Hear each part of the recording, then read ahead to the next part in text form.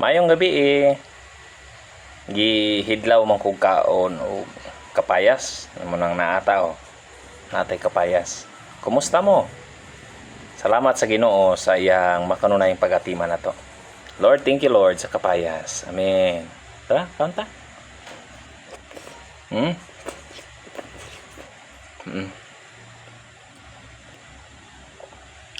Mas maayo ni kaunon kaysa mangga.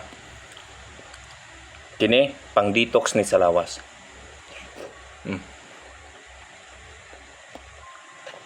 Wa pa gid ni bayad, libre. Kay ako ning tinanom.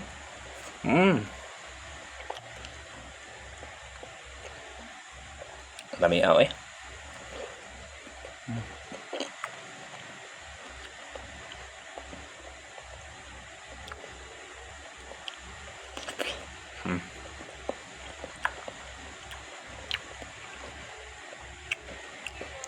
na pagkapula-pula o na pagka-orange-orange ang iyang unod ba. Gumi kayo gid. Tamis kayo.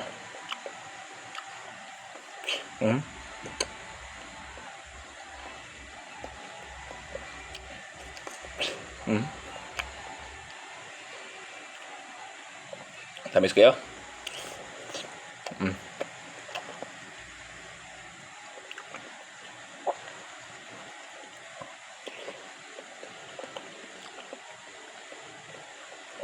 Usahay, di na lang kung kumamahaw.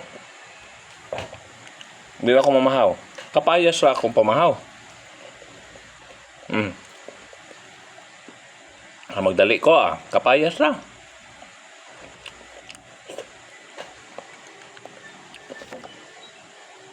Karon no, sa panihapon, wa na kay kumubanat og rice. Higop lang ho gamay sabaw. Sa ako ang gitulang atang laron og anupin. Dayon. Kauno kapayas.